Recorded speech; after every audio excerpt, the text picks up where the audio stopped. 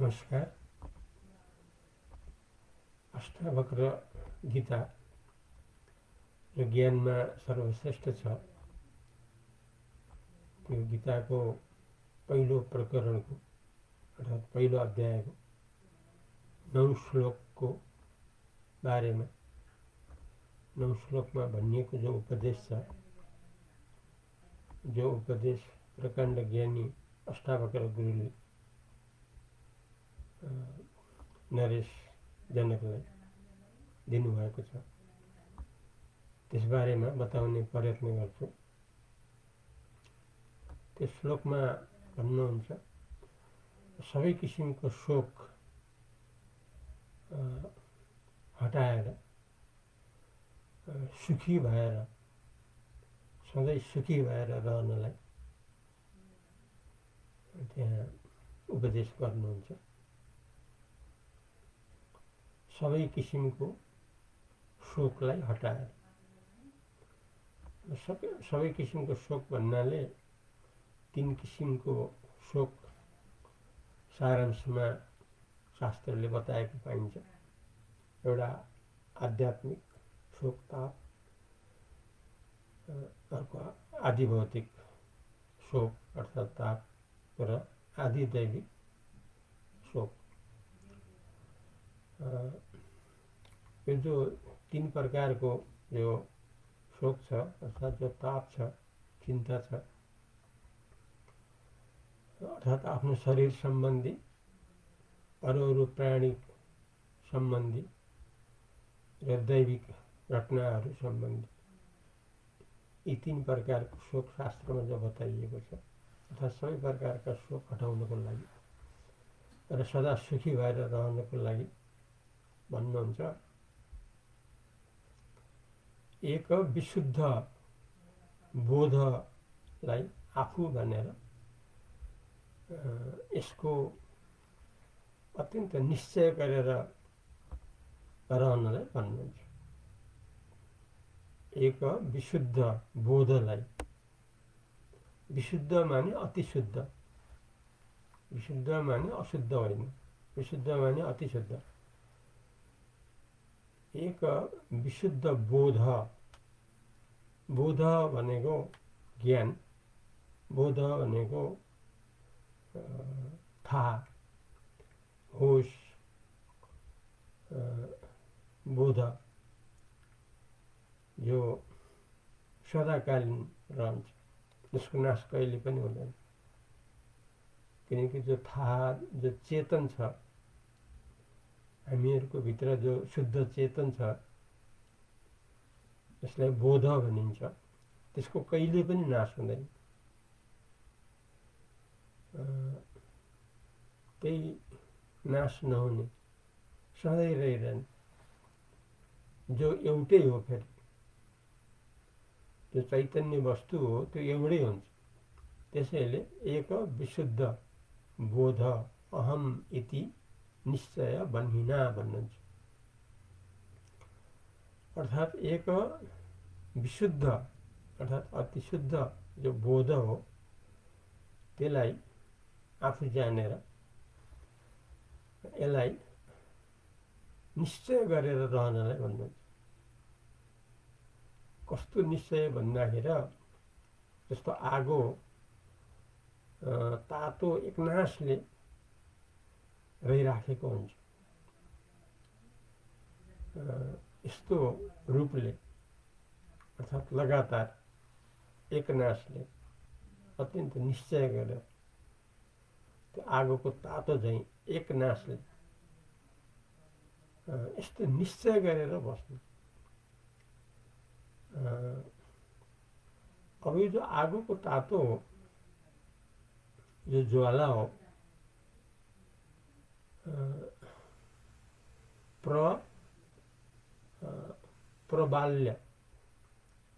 प्रज्वाल्य भन्नुहुन्छ। प्रज्वाल्य भनेको अत्यन्त ज्वलनशील गरेर यो निश्चय रूपी आफू बोध रूप हो, आफू चैतन्य रूप हो, अर्थात् केवल आफू आत्मा हो, यस्तो निश्चय निरन्तर गरेर त्यो आगो रूपी ज्वालालाई निरन्तर बालिराखेर निश्चय रूपी जो अग्नि ज्वाला हो त्यसलाई प्रज्वलित गरेर अनि अज्ञान रूप वनलाई नष्ट गर भन्नुहुन्छ। अज्ञान रूपी वनलाई, यस्तो वनलाई आवश्यक अनुसार नष्ट गर्नु पर्यो भने आगो लगाइन्छ, जसबाट नष्ट हुन्छ। यहाँ प्रसङ्ग हो अज्ञानलाई नष्ट गर्ने। अज्ञानलाई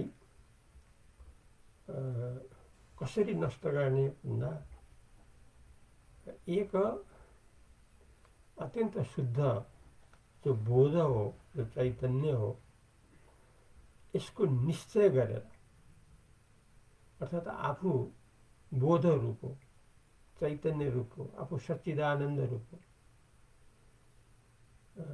आफू केवल आत्मा हो, सनातन अमर जो सदाज्ञान आत्मा हो अर्थात् चैतन्य हो, यही आफू हो, यही मात्र आफू हो भनेर यसलाई निरन्तर लिएर जसरी आगोले वनलाई डढाउँछ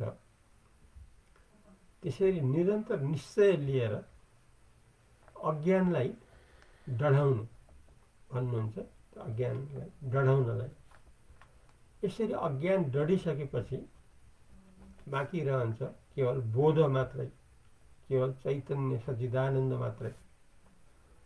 यस्तो स्थितिमा सारा किसिमको शोक नष्ट हुन्छ र शोक नष्ट भएपछि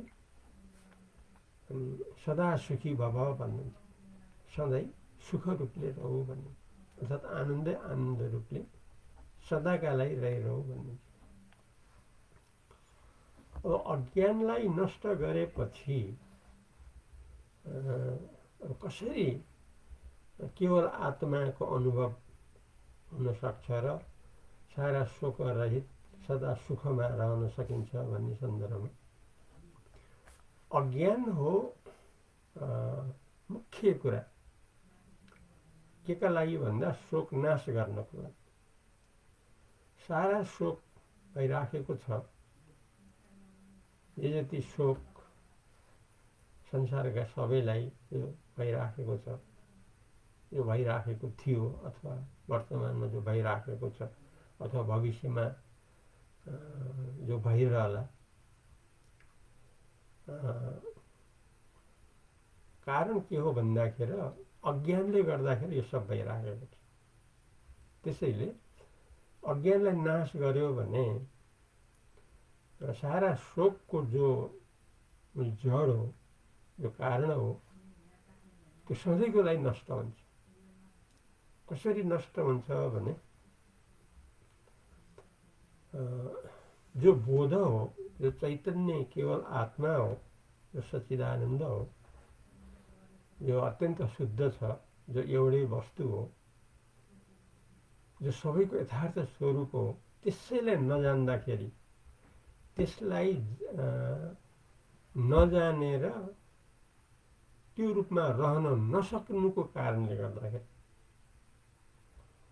यसलाई भन्छ अज्ञान।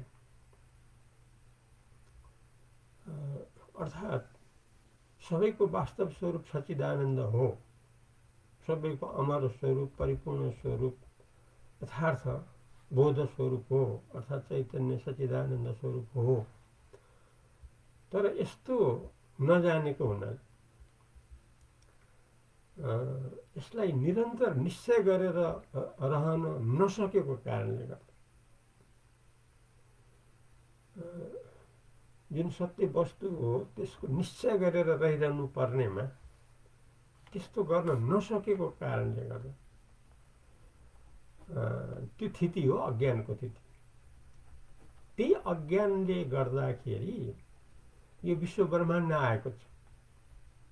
यो विश्व ब्रह्माण्ड आउनुमा एकमात्र कारण के हो भने अज्ञान। कस्तो अज्ञान भने सच्चिदानन्द जो केवल आत्मा हो, जो परिपूर्ण हो, त्यो आफ्नो स्वरूप हो भन्ने कुरा जान्न नसक्नु, त्यो यथार्थ आफ्नो स्वरूप हो भनेर त्यसमा निश्चय गरेर रहिरहन नसक्नु, यही हो मूल कारण।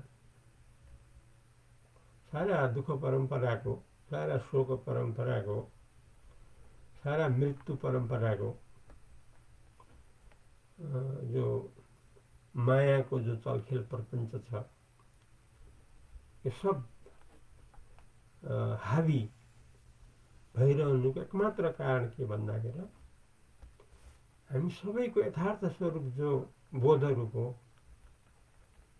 जो चैतन्य सच्चिदानन्द रूप हो, जो आत्मा अमर वस्तु, त्यसलाई यथार्थ जान्न नसकेर र त्यसमा निश्चय गरेर रहिरहन नसक्नुको कारणले अज्ञान रहिराख्यो। अज्ञान रहिराखेपछि यही हो संसारको बीज रूप, कारण रूप। जहाँसम्म बीज अर्थात् बिउ रहिरहन्छ त्यहाँसम्म त उम्रिरहन्छ, जहाँसम्म जरा रहिरहन्छ त्यहाँसम्म त झारहरू त खडा भइरहन्छ, किनभने जरा त भित्र बसिराखेको छ। जरामा नै अज्ञान, अज्ञान जबसम्म रहन्छ, जबसम्म यथार्थ आफूलाई जान्न सकिँदैन, अर्थात् बोध रूप हो भनेर यथार्थ आफूले जबसम्म जान्न सकिँदैन र यसमा निश्चय गरेर रहन जबसम्म सकिँदैन, तबसम्म यो जरारूपी बिउ रूपी अज्ञान रहिरहन्छ। यस्तो अज्ञान रहिरहँदा के हुन्छ भने यसैबाट सारा शोकका विषयहरू, जो प्रपञ्चहरू सधैँ सधैँ खडा भइरहन्छ, जसले गर्दाखेरि शोक सधैँ सधैँ भइरहेको हुन्छ, मृत्यु आदि परम्परा सधैँ सधैँ रहिराखेको हुन्छ। त्यस कारणले प्रकाण्ड ज्ञानी गुरु अष्टावक्रले अष्टावक्र गीताको प्रथम प्रकरणको 9 श्लोकमा मुक्त हुन चाहने, ज्ञान गर्न चाहने, वैराग्य लिन चाहने यस्तो प्रबल इच्छा भएको यो शिष्य नरेश जनक जो हुनुहुन्छ, उहाँलाई 9 श्लोकमा के भन्नुहुन्छ भने एक विशुद्धो अर्थात् एक विशुद्ध बोध अहम इति निश्चय बन्हिना प्रज्वाल्य अज्ञान गहनम बीत शोक सुखी भव भनेर यसरी संस्कृतमा 9 श्लोकमा गुरुले बताउनुहुन्छ। अर्थात् एक विशुद्ध जो बोध हो, यसलाई आफू भनेर यसको अत्यन्त निश्चय गर्ने, एकनासले रहने जो अग्नि हो त्यो स्वभावलाई लिएर आफू पनि अत्यन्त निश्चयमा एकनास रहने र यसलाई प्रज्वलित गर्ने, यो अभ्यासलाई, निश्चयको अभ्यासलाई आगो बाल्नु रूप जो निरन्तरता हो यसलाई तेज गरेर अनि त्यसको प्रभावले यो वन, अज्ञान रूपी वनको नाश हुन्छ, अर्थात् अज्ञानको नाश हुन्छ।